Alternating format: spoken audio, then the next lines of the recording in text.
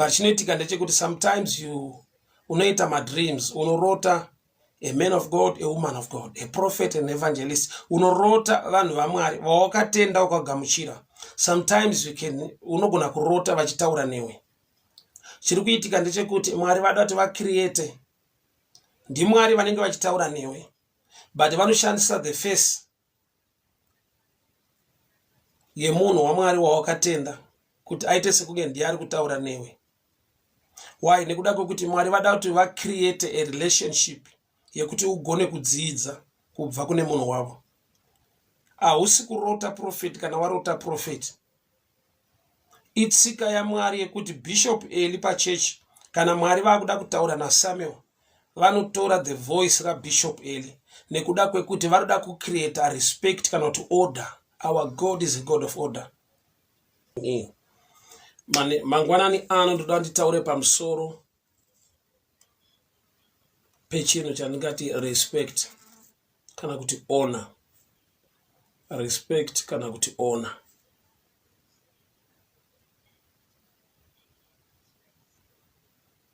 Ndichada nditaure pamusoro pechinhu chandingati respect or honor. Kuremekedza kana kuti kukudza, especially the elders in the body of Christ. The elders in the body of Christ. Tinotenda Mwari zvikuru, Mwari wenyasha, vakuchengetei, Mwari wenyasha vakugonesei.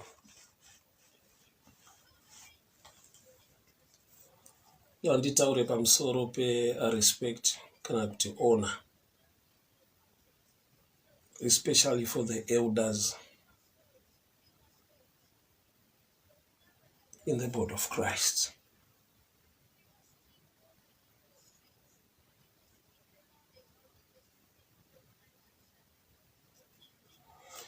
Right.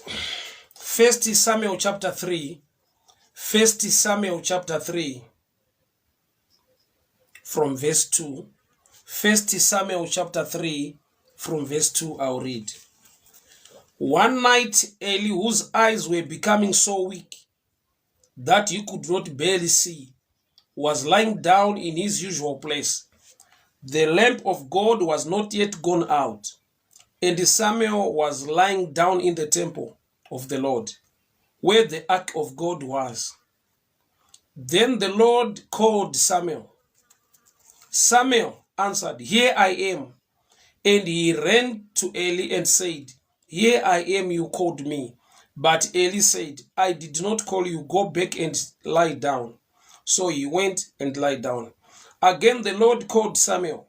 Samuel got up, went to Eli and said, "Here I am, you called me."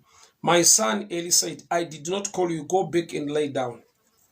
Now Samuel did not yet know the Lord. The word of the Lord had not been revealed to him. The Lord called Samuel a third time, and Samuel got up and went to Eli and said, "Here I am, you called me." Then Eli realized that the Lord was calling the boy. So Eli told Samuel, "Go and lie down, and if he calls you, say, 'Speak, Lord, for your servant is listening.'" So Samuel went and lay down in his place. The Lord came and stood there, calling as at the other times, "Samuel, Samuel." Samuel said, "Speak, for your servant is listening." Mwari wakudzwe nekuda kweshoko rawo. Nyaya ndinayo mangwanani ano ine chekuita nerespect kana kuti honor. Mukomana anonzi Samuel waiva pachechi yepaShilo. Bhaibheri rinoti wanga wakarara muchechi pedyo ne the ark of God, neareka yaJehovha. Mwari vakamudana ndokubva amhanya kuna bishop of the house waiva Bishop Eli. So wakamhanya kuna Bishop Eli achingoti, "Mandidana here ndiri pano." Here I am, you called me. Eli ndokubva ati kwete, go back. So Samuel are calling. Samuel ari kunzwa Mwari vachimudana, asi iye haazive kuti ndiMwari vari kumudana. So ari kunzwa in the spirit ndokubva atanga kumhanya in the physical. Mwari vari kumudana spiritually, Mwari mweya. Spiritually ari kudanwa, ari kunzwa the voice of God, the audible voice of God. But Bible rabuda pachena kuti the Lord was not revealed to him. Shoko ra Mwari, 1 Samuel chapter 3 verse 7. Now Samuel did not yet know the Lord. The word of the Lord had not yet been revealed to him. So Samuel pachake, Mwari vari kumudana, ari kunzwa kudanwa, but ari kumhanya kune munhu iye adanwa naMwari.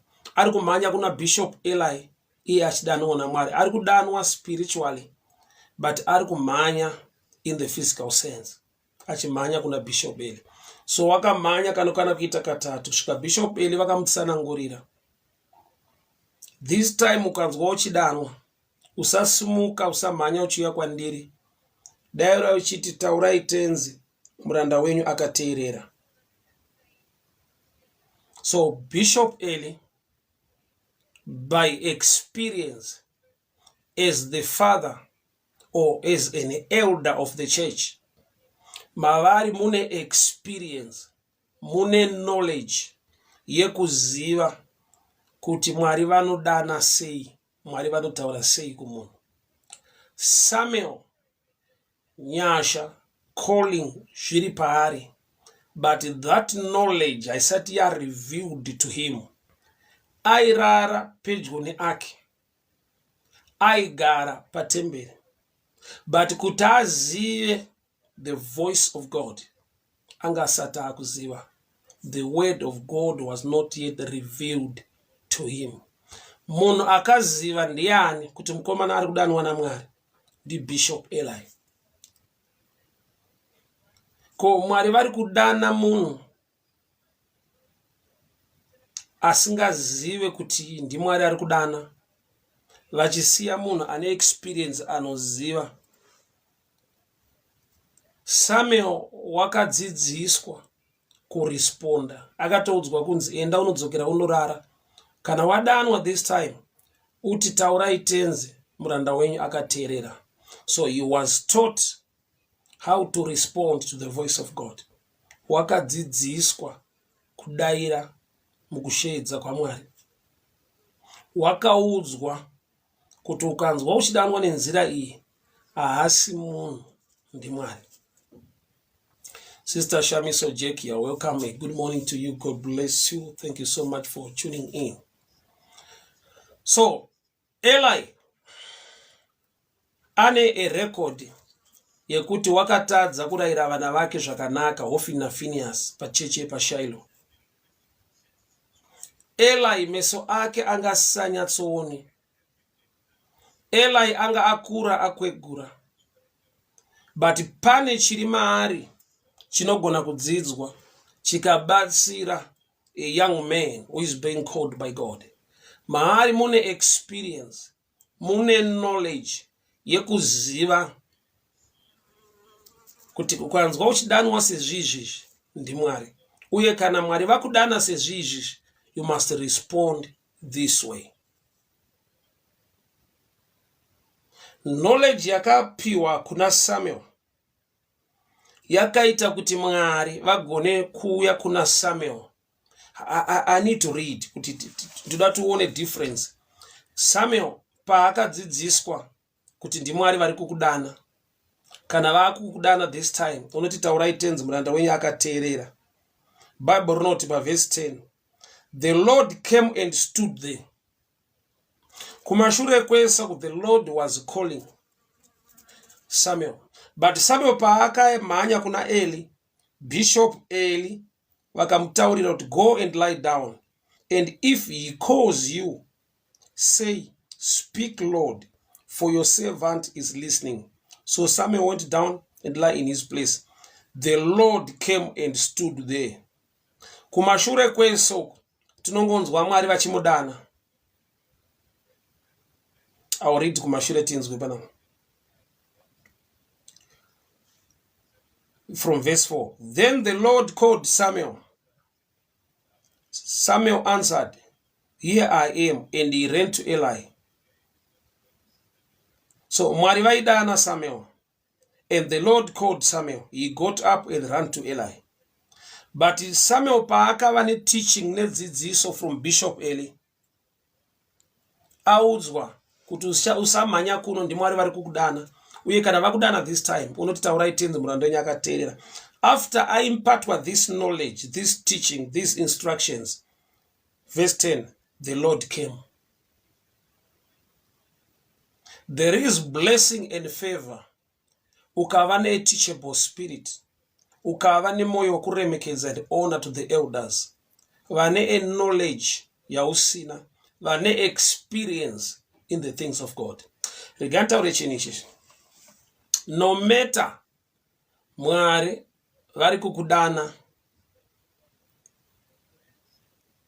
nenzira yakasiyana nevamwe kana kuti vari kushanda newe nenzira yakasiyana nevamwe kana kuti wawanirwa favor nenyasha dzekuti Mwari vari kutaura neupenyu hwako mumazuva anhasi. Learn to respect and honor the elders in the kingdom of God. Why? Nokuti pane zvimwe zvekuti you need to learn from them for God to act in a different way towards you. Ndofunga apa taona kuti pekutanga Mwari vaishedza Samuel. But Samuel, after awana knowledge and teaching from Bishop Eli, there was a difference. Mwari havana kungoshedza base. Verse 10 yet, the Lord came and stood there. Knowledge yaimpartwa muna Samuel yakonzera kuti Mwari vachigona kuuya kwaari vachisvika paari. Kumashure kweso, the boy was lacking knowledge. He was in the house of God. Ane calling pamusoro peupenyu hwake. Akarara pedyo neareka. But pane dzidziso yaanofanirwa kuwana kubva kuna Bishop Eli. Oremekedza dzidziso iyoyo. Oitambira. Zvinokonzera kuti Mwari vagone kudhila na Samuel in a different way than before. Nokuti kumashure kweso, the Lord was calling Samuel. But by verse 10, after Samuel had been taught by Bishop Eli, the Lord came and stood there, calling as at the other times, Samuel, Samuel. The Lord came and stood there.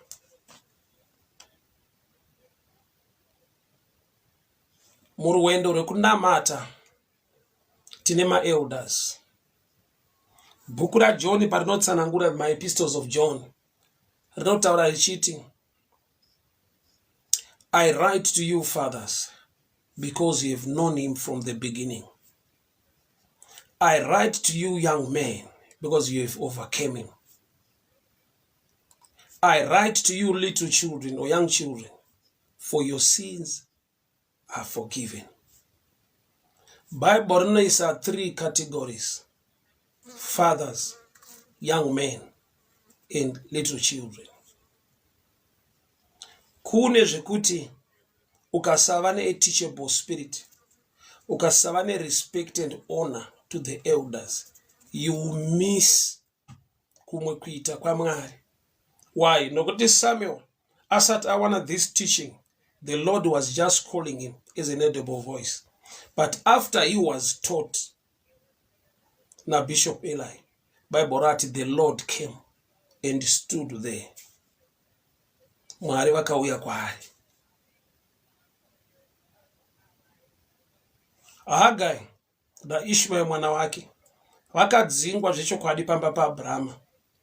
Vari mugwenga vari kuchema nenzara nenyota. Bible rinoti Mwari vakavhura meso aHaga akaona tsime remvura. Toda kuti muone chinichi.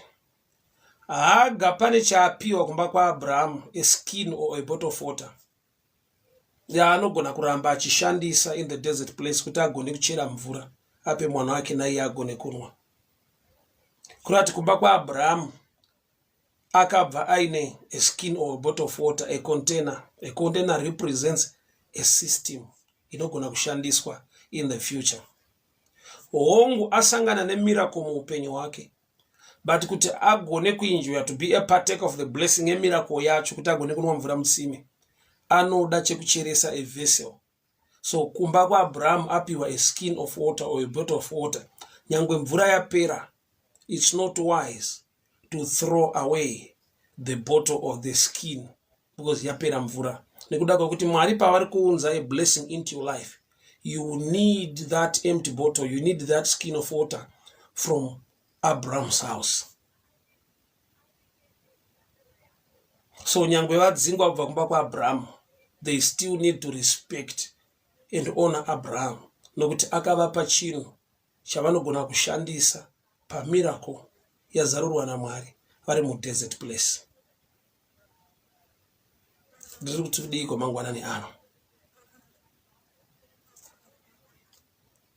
Kune zvakaiswa naMwari, kune experience ine vanhu vangangodaro vasina kupiwa the kind of teaching yauinayo, vasina kupiwa the grace to perform miracles sezvaunoita in these days. But if you don't respect and honor the elders, there is a touch or a blessing or an encounter that you will miss. Why? You know, to impart from the elders.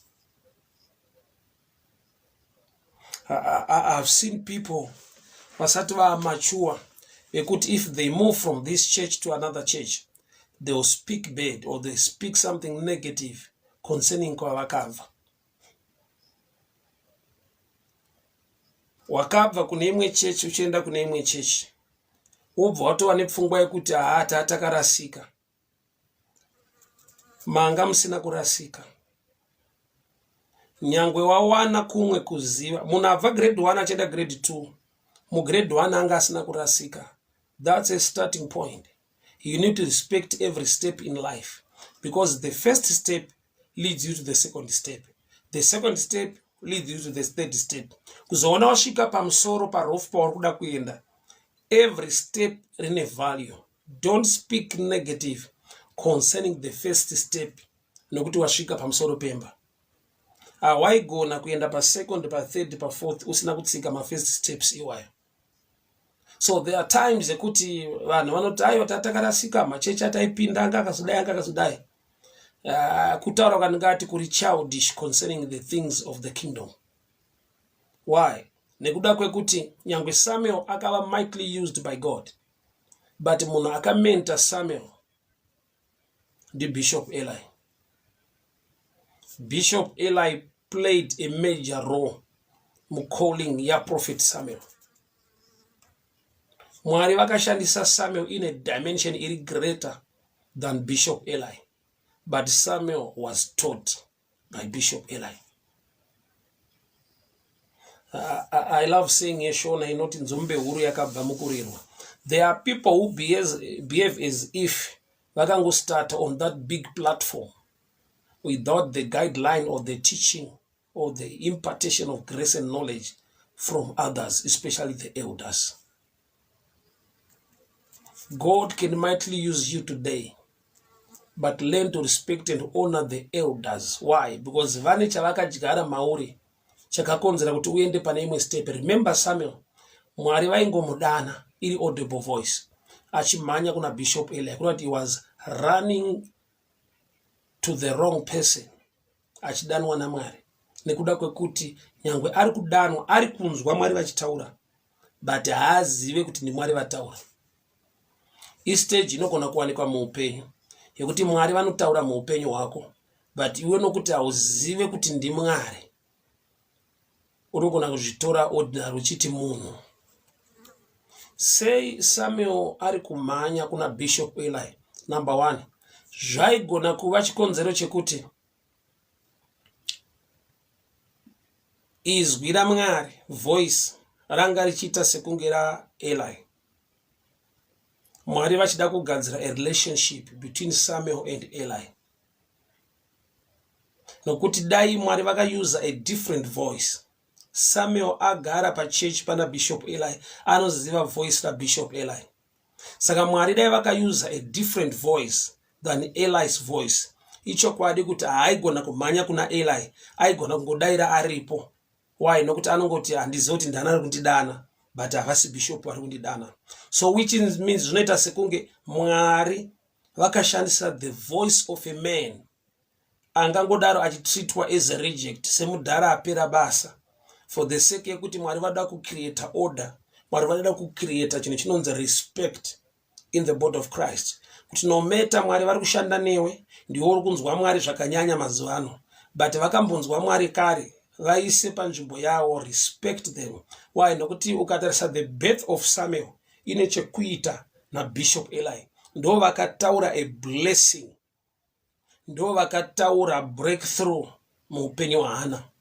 Hana ainamata pacheche paShilo. Bishop Eli vakamuropafadza vakati Mwari ngavazadzikise, ngavakuitire zvaunoshuwira.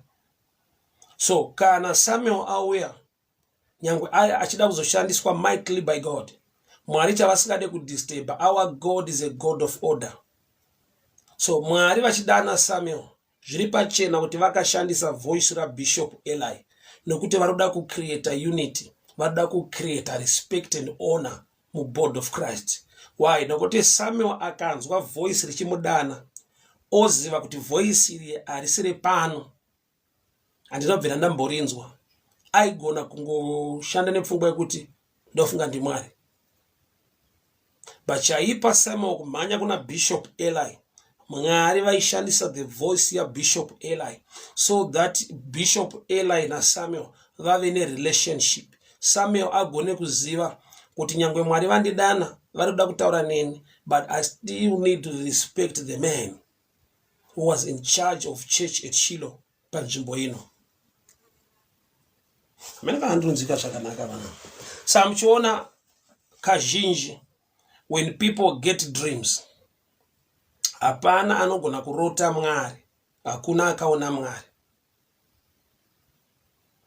But chinoitika ndechekuti sometimes unoita madreams, unorota a man of God, a woman of God, a prophet, an evangelist, unorota vanhu vaMwari vawakatenda ukagamuchira. Sometimes unogona kurota vachitaura newe.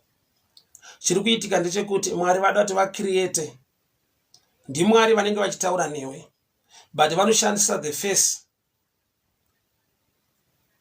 yemunhu waMwari wawakatenda kuti aite sekunge ndiye ari kutaura newe. Why? Nekuda kwekuti Mwari vada kuti vacreate a relationship yekuti ugone kudzidza kubva kune munhu wavo. Hausi kurota prophet kana warota prophet.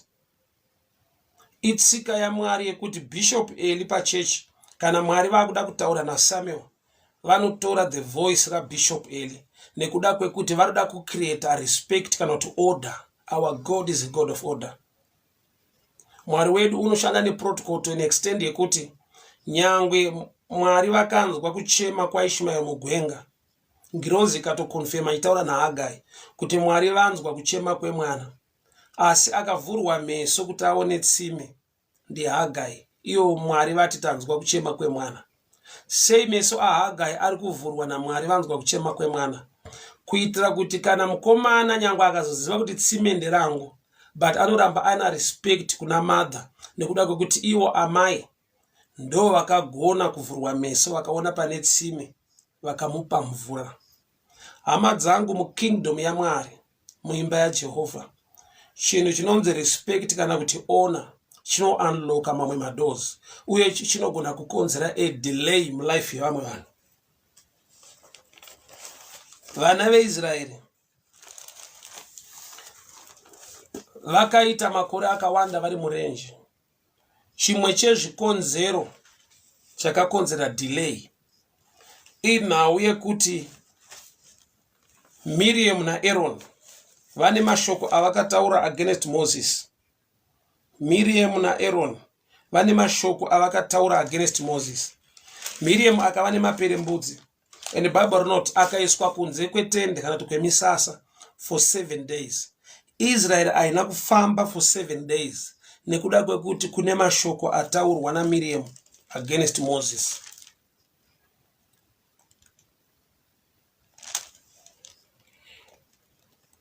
Maybe tikaverenga zvinotitira zvakanaka.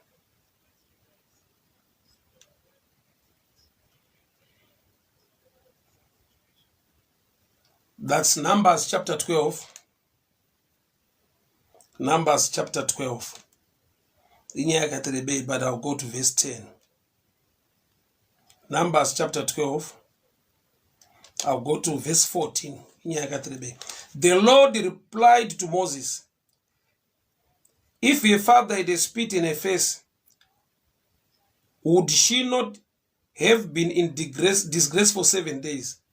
After that, she can be brought back. So Miriam was confined outside the camp for 7 days. And the people did not move on until she was brought back. Chimwe chakaisa delay mukempi ya Israel. Kutaura kwakaita Miriam na Aaron against Moses. Bible not Miriam akava nemaperembudzi. Ndobva aendeswa kunze kwemisasa kunze kwematents for 7 days. Bible ndobva rati, and the people did not move until Miriam was brought back. So Miriam chimwe chezvikonzero chakadelaya vanhu parwendo rwekuenda kwavaienda nekuda kwematauriro aakaita against Moses. Mwari vakarespecta honor to an extent yekuti Miriam akava nemaperembudzi akaenda kunze kwemisasa for 7 days and people did not move. Kurati muupenyu kune zvinhu zvinogona kusafamba. Kwete nekuti hausi prayerful. Kwete nekuti haunamate. But une protocol yauri kuchikora in the kingdom of God. Ine chekuita nerespect kana kuti honor. For 7 days vanhu vanga vakamira vachinzi mirirai Miriam ane maperembudzi akaitei ane zvaakataura against the servant of God. And remember, she was a sister, elder sister pamusoro pasho, a family member. But when it comes to the things of the kingdom of God, hapana kuti budi kana kuti sisi, aifanirwa kungoziva kuti Moses is the prophet of God. So chimwe chakava delay to the people of it. Remember, vanhu vese vakanzi mirai kufamba timirire Miriam aita maperembudzi. For 7 days the people did not move. Kune zvinhu zvinogona kusafamba muupenyu hwevanhu. Otoshaya kuti chii? Nyamba zvinobva pakutaura. Zvinobva pamatauriro aunoita anotaridza kushayiwa respect and honor in the house of God. So for 7 days vanhu havana kufamba. So murume anonzi Eli ndibishop pachechi. Vakura vakwegura. Meso haachanyatsooni. His eyes were dim. But maari mune knowledge despite ma challenges ari paari. Knowledge yaanofanira kuimpata kuna Samuel. Kumudzidzisa kuti kana Mwari vadana unoresponda uchiti taurai tenzi muranda wenyu akateerera. Kana wadanwa this time usamhanya usamuvharamba uri ipapo. Nekuda kwekuti Bishop Eli vakaziva, Bishop Eli realized that the Lord was calling Samuel, which means Samuel was not aware kuti ndiri kudanwa nani. But Eli realized by experience, by knowledge as an elder. Kune vanhu vakura kana kuti vanhu vakuru muzvinhu zvekunamata Mwari, vane experience, vane knowledge iri deeper, wekuti if we look down at them, maybe nekuda kwema physical challenges, because the Bible describe about Eli angasanyatsoona. His eyes were dim, he could not see properly. Asi maari mune knowledge. Knowledge iyoyo paakaimpata paakataura kuna Samuel, Mwari vakaacta in a different way. Ndatokarenga nyaya yacho, it's quite interesting. Nekuda kwekuti Mwari vakatanga vachingoshedza Samuel neaudible voice. But Eli paakapatition dzidziso kuna Samuel, Bible that and the Lord came and stood. Mwari vakatouya vakamira kuti vachitaura naSamuel. Why? Nokuti ane zvaadzidza. I love the saying yekuti God will meet you at the point of need. There is also a dimension yekuti God will meet you at the level of your knowledge. Kurata pa Mwari vari kumuvha vachienda kuna Samuel, wavari kuziva kuti ane knowledge, ane understanding iri better nokuti ane zvaadzidza kubva kuna Bishop Eli.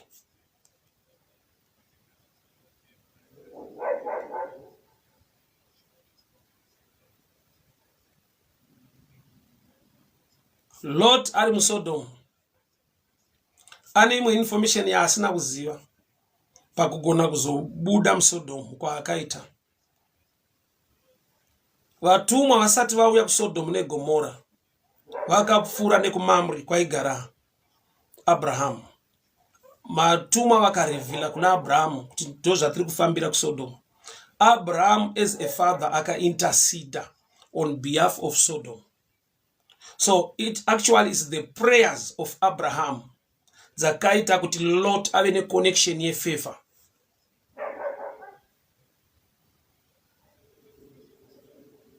Abraham paaka intercede on behalf of Sodom, Lot akawanikwa achibuda. But Lot anogona nga asiri kuziva kuti kuna aita stand on the gap to pray for this city, for someone to be saved. I've seen this in my life. Mwari vakandidana kuti ndiwe muvhangeri. Asi kune vanhu vanoita stand on the gap to intercede for the grace of God, for God to use me in this ministry. Havangaparidze seni nokuti havana kudanwa kunzi vaparidze, but mavari mune knowledge, mavari mune a heart concerning the work of God, so they stand on the gap. So respect for elders, despite in the elder munhu anopinda kuchechi kupa akazoita sei. But one thing I know, there is an Eli somewhere. Angangodaro asisaoni, angangodaro ane a challenge, angangodaro akura akwegura. Pane mfana wechidiki Samuel arida kuita basa, Mwari wavari kudana, but Samuel akashayiwa knowledge, akashayiwa a teachable spirit, akashayiwa respect to Bishop Eli. Haagoni kunzwa Mwari zvaanoda kutaura muupenyu hwake. Why? Nokuti Mwari paaingodana Samuel aimhanya. Mwari vada kutaura naSamuel, Samuel ari kusumuka otomhanya kuna Bishop Eli. Mwari vakatozotaura naSamuel, Samuel adzikama, akudzidziswa kuresponda kwakanaka kunoita kuti Mwari vataure. Taurai tenza, muranda wenyu akateerera.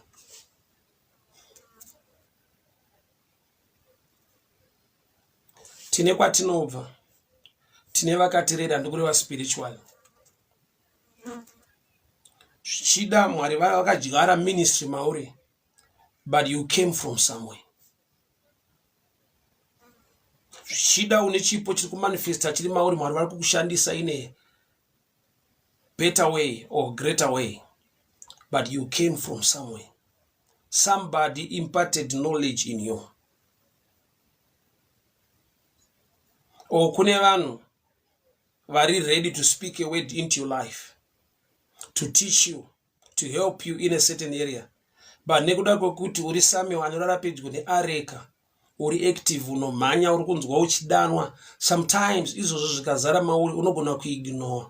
Panobva help, panobva teaching, inogona kubenefita your ministry. Samuel ari kudanwa naMwari, but kuti azonzwa Mwari vachitaura chavari kumudanira, there must be an Eli, a bishop, a man, an elder who can impart him knowledge and the understanding of the kingdom of God.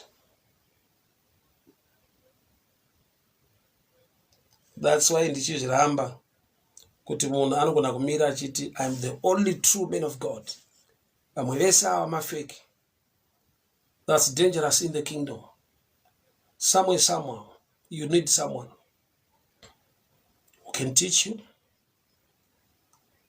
who can help you to understand the things of. Nokuti kune zvinhu zvinogona kungodzidzwa bedzi by experience.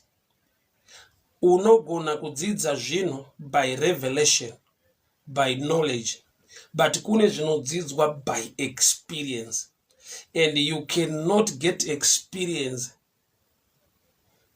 uri mudiki kusvika wakura. Experience chinhu chaunoita pass on, pass through nemachiri.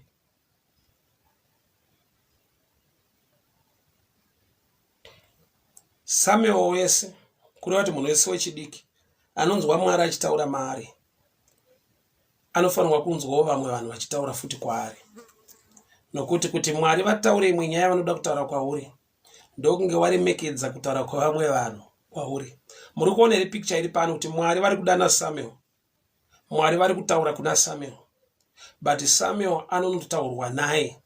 Pakati pekuti Mwari vari kutaura naye kune munhu anotaura naye kuti agone kunzwa nekuziva kuti ndiMwari vari kutaura naye. You can't be a lone ranger in the things of the kingdom. Haungati hai kunamata ndozvinamatira Mwari ndinovanzwawo vanotaura neni ndinotovanzwa ndinodai. That's an error. There are things you need to be taught zvakadzidzwa nevamwe through experience. Une zvaunogona kudzidza nekuziva by revelation, by knowledge, by wisdom, but zviriko zvinongodzidzwa bedzi by experience. So you need elders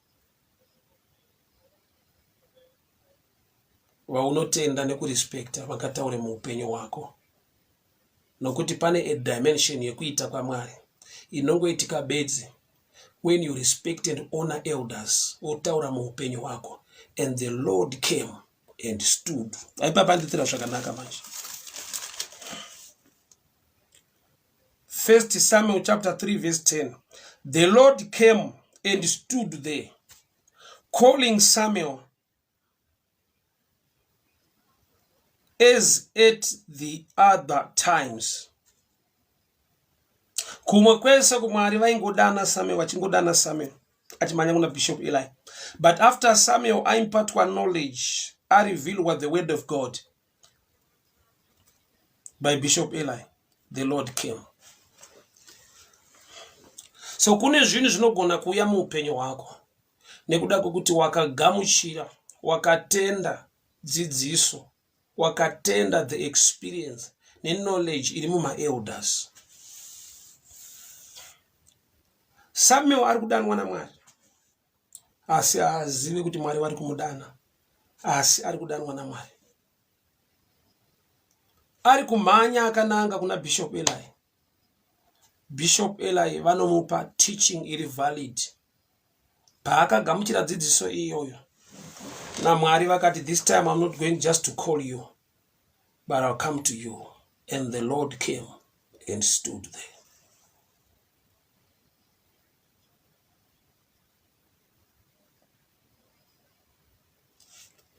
As young people, let us learn to respect the elders. Kana shoko raMwari richitori recognize kuti kune vanhu vari muremu kana kuti mukategori yekuva mafathers.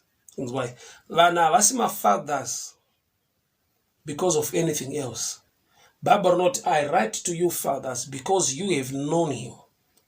The level of knowledge yekuziva Mwari in my elders, it makes them fathers in the spiritual sense.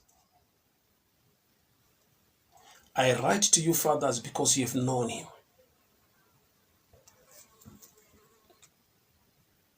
So munhu kuti ave baba, munhu akura, mukukura munhu anosangana nezvakawanda, which means une zvaadzidza by experience zvaanogona kuimpata nekudzidzisa the young people. So now yekunamata haisi kuva a lone ranger yekuti ndinozvinamatira ndozvinzwira Mwari wangu. Why? Because you miss the other dimension of God.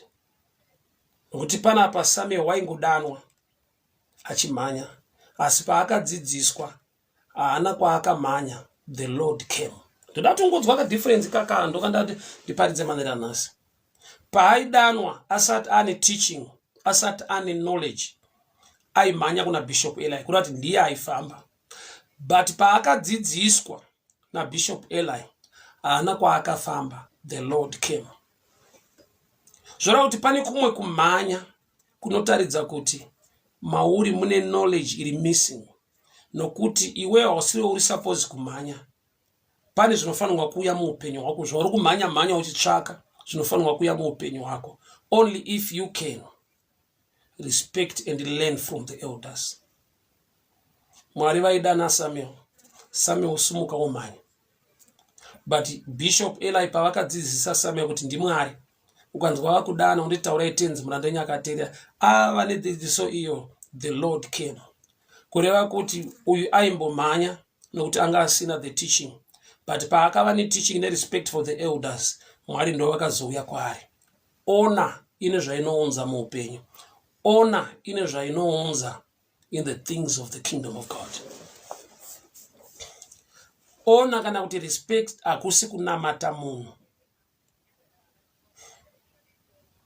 Mumwe angati asama kutidzisa kuti tinamate vanhu. No, munhu haanamatwe.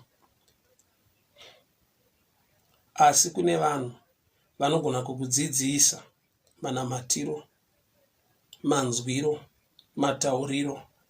Why? Because they are elders. Vane experience. Vane knowledge yavakaitwa imparted by elders. So by experience, vane zvavasangana nazvo, zvekuti vakakudzidzisa, pane kuti ufambe, pane zvinouyawo muupenyu hwako. So whenever you see an elder, learn to respect and honor them and get knowledge from them. Gamuchira dzidziso inobva kuvatana kana kuti kuvakuru inobatsira kuti uregere kumhanya, zvimwe zvinhu zvigone kuuya pauri. Pekutanga Samuel waimhanya, kune knowledge yaishota maari. Paakapiwa information neteaching, akanzi aiwa haufanirwa kumhanya kana kusimuka, unongoti taurai tenzi muranda akateerera. Kureva kuti Mwari vaiona, vainotisa, vaiona zviri kuitika pana Samuel, kuti vakamudana vari kuona asumuka amhanya, vakamudana asumuka amhanya. But paakaenda akanopiwa dzidziso, Mwari vakati kana wane kuziva, wane respect and honor for the elders, waimpatiwa this knowledge, I am the one coming to you. Kune zvinhu zvinouya muupenyu hwako because of respect.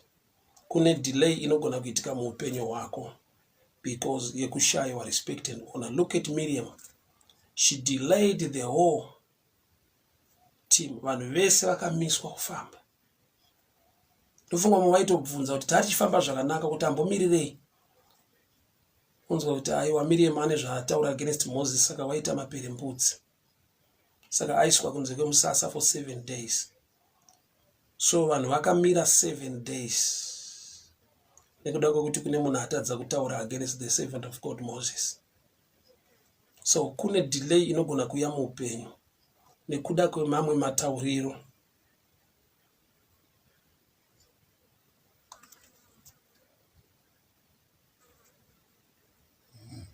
Bishop Eli vakadzidzisa mukomana how to respond to the voice of God. Vakamuudza kuti ari kukudana ndiMwari. Iye ari kunzwa kudanwa, but haazive kuti ndadanwa nani. Sadati zviri pachena kuti Mwari vakataura naSamuel, vakamudana vachishandisa the voice of Bishop Eli. Because if the voice was new or was different kune raanonzwa mazuva ese, aifanirwa kuenda kuna Bishop Eli obvunza kuti ndiani ari kundidana. But iye aiti akaenda kuna Bishop Eli, aiti ndiri pano, here I am, you called me. Haana kuenda kuna Bishop Eli achiti ndiri kudanwa naniko, ndiri kunzwa kudanwa. So chakaita kuti ati here I am, you called me, kuda kuti Mwari vaitoshanda nevoice raBishop Eli. Why? Nekuda kwekuti vaida kuti tigone kudzidza protocol kana kuti chinhu chinonzi respect and honor.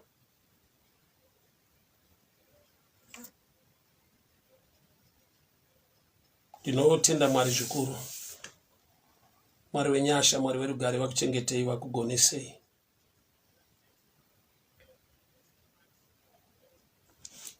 Mwana mudiki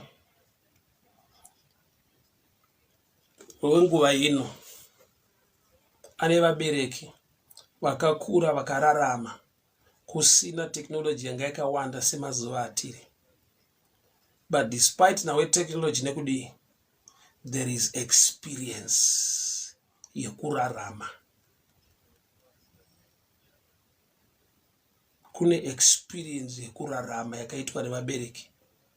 Vane knowledge yavanoita impact kuvana vavo, even vari mumazuva muira yetechnology yakadai. Technology haikupe experience yekurarama, inotokupa kuexperience zvinhu mukurarama. Maybe I'll repeat. Technology inoita kuti ungoexperience tuntu twakawanda mumazuva atiri mukurarama. But ivo vakuru vekare vakaexperience zvinhu muupenyu zvaunoti ukasadzidza kubva kwavari, you miss a lot even uri mutime technology yakadai. Technology haikupe experience. Technology inokupa knowledge to experience things muupenyu wanasi. So hazvigoneke kuti uve munhu anotsva muzvinhu zvaMwari, anoda Mwari zvakanyanya, but asina respect and honor to the elders. Why? Nokuti Mwari vane zvavanoita kana vaona kuti une respect and honor to the elders in the body of Christ. Mwari wedu ndi Mwari weorder, asi Mwari wenyonganiso. Uchaona kuti nevamwe vese, nyangwe nevamwe vanotuka vanhu vaMwari vakuru, vane zvavakadzidza kubva kuvanhu ivavo, zvavanotadza kubuda pachena vachitenda. Ini chandinoziva, kana munhu akanzi ane zvaanotadza, haangatadze zvese. Nokuti kana munhu asingagone zvese, hakuna anogona zvese. The reverse is also true. Hakuna angatadze zvese, ane zvimwe zvaanogona, zvaunofanirwa kubata nokudzidza.